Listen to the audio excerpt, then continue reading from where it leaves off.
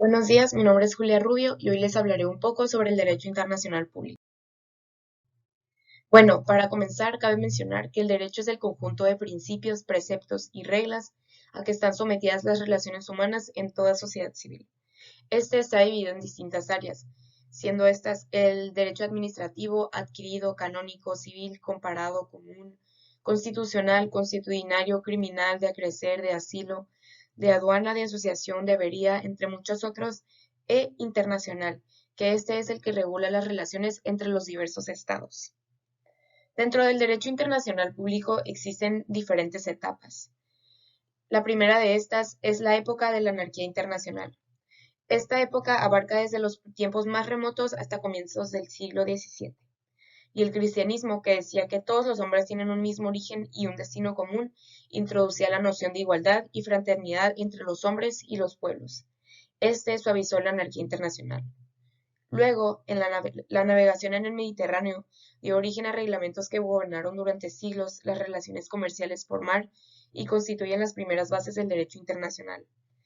Estas siendo las leyes Rodias, tablas de Almafi, Res de Olerón, Consultado de Mar, por dar algunos ejemplos. Las leyes de Manú también entran en esta época.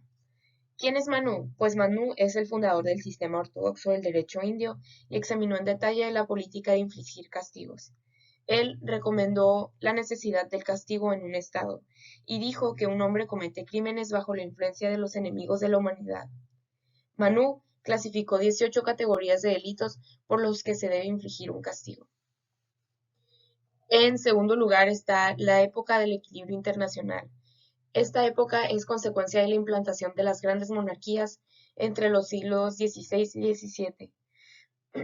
El equilibrio político comenzó con el Paz de Westfalia, que fueron unos tratados de Münster y de Osnabrück de 1648. Estos tratados pusieron fin a la Guerra de 30 años, y en ese entonces existían tres grandes monarquías, siendo estas España, Francia e Inglaterra. Y también había ciertos estados de importancia, siendo estos Países Bajos, Prusia, Suecia y Europa Central.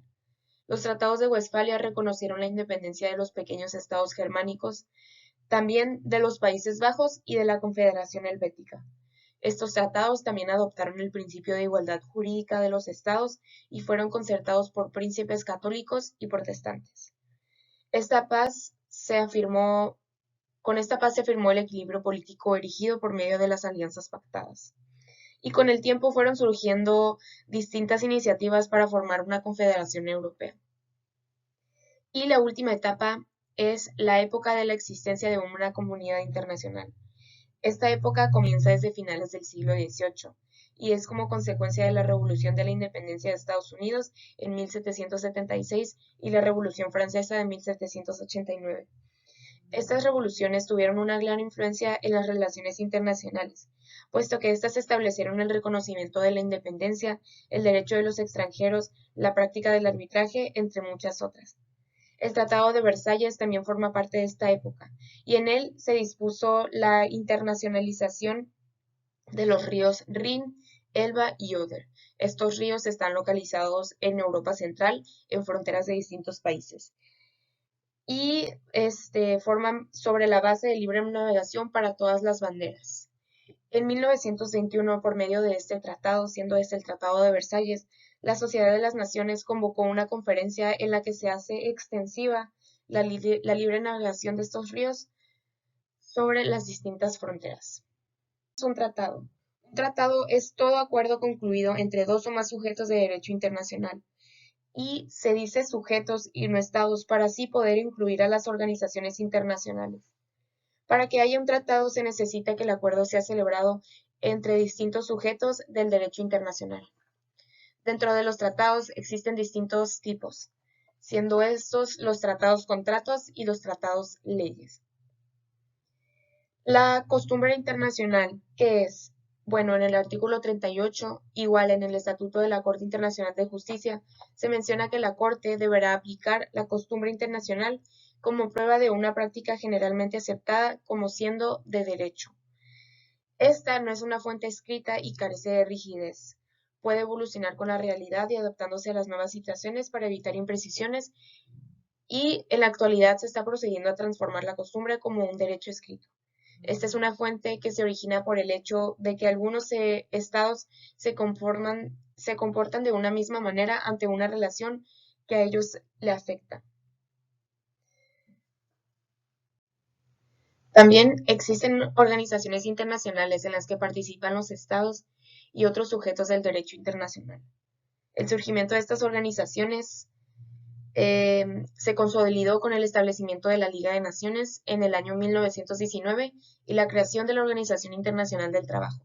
Algunos ejemplos de estas organizaciones se ven en pantalla, pero solo se ven sus siglas, así que mencionaré el nombre completo, siendo estas la Organización del Tratado del Atlántico Norte, Organización Mundial de Comercio, Acuerdo General sobre Aranceles Aduaneros y Comercio, el Fondo Monetario Internacional, el Banco Mundial, la Corporación Financiera Internacional, Asociación Internacional para el Desarrollo, la Asociación Libre de Comercio de Europa, Organización Internacional del Trabajo, Organización de las Naciones Unidas para la Educación, la Ciencia y la Cultura, Organización Mundial de la Salud, Organización Internacional del Trabajo, Organización de las Naciones Unidas, siendo estas algunos ejemplos. Y todas estas organizaciones ocupan una posición sobresaliente en distintos sectores, ya sea en el campo cultural, de defensa, de comercio, de desarrollo, entre muchos otros. Y estas forman parte de actos jurídicos que vinculan a los Estados miembros. Bueno, ahora se nos hizo una pregunta. La pregunta es, ¿qué papel consideras que ha jugado el derecho internacional público para prevenir los grandes conflictos y guerras internacionales? Y yo considero que este ha llevado un gran papel, pues muchos de estos conflictos se han solucionado gracias a la generación de tratados que desde una época temprana hasta ahora en la actualidad siguen rigiendo y funcionando. Como puede ser un ejemplo exitoso el Tratado de Versalles que evitó un conflicto mayor entre diferentes naciones. Pero por otro lado, un ejemplo no exitoso puede ser los países en guerra de hoy en día, que son un claro ejemplo de que no todo funciona al 100%. La segunda pregunta que se nos hizo fue, ¿ha ayudado en algo a la detección, manejo de información, difusión o evitar la propagación del SARS-CoV-19, COVID-2, perdón? Y yo, después de alguna lectura, considero que la cooperación internacional es fundamental para el control de esta enfermedad, ya que no conoce las fronteras, perdón, de este virus, no enfermedad. Al igual, pienso que sí ha ayudado con el manejo de información por medio de organizaciones. Un ejemplo puede ser la Organización Mundial de la Salud, que esta informa la gravedad de este virus y su propagación a nivel mundial. Pero en el aspecto de evitar la propagación, no pienso que el derecho internacional esté ayudando mucho, pues cada estado tiene normas diferentes de acuerdo con los tipos de confinamientos que el pueblo debe llevar, de acuerdo con las decisiones de cada gobierno. Este tema es muy extenso, pero esto fue todo por mi parte.